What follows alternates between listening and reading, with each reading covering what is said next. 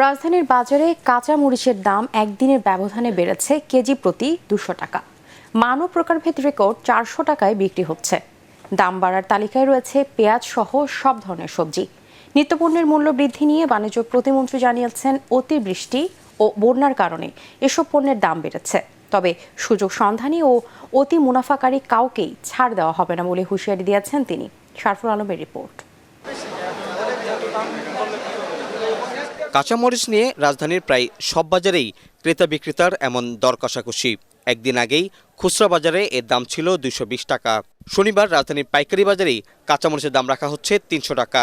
খুচরা ও পাড়া মহল্লা সব বাজারেই এই পণ্যের চড়া দাম রাখা হচ্ছে। হাত বদলে কোনো কোনো বাজারে কাঁচামরিচের দাম রাখা হচ্ছে 400 টাকা পর্যন্ত। 4-5 গ্রাম হয়েছে, এই 4-5 গ্রাম দিয়ে 68,000 গ্রাম কি চলে? এরপরে ভারতের পয়সা আহে, কাল আবার ভারতের পয়সা আসে নাই, এর জন্য দাম বাড়ছে। মরিচ বেচা যায় 50 মন, আছে 20 মন, তাহলে দাম বেশি হইলেও মানুষের নেয়, কাস্টমারে কিনতে বাধ্য। মতিঝিলে 400-500 টাকা বিক্রি করে। আজকে যে দাম বলতেছে মানে কোনো রিজন ছাড়া, মানে অতিরিক্ত দাম বলতেছে। শুধু মরিচ নয়, সব ধরনের সবজির দামও চড়া।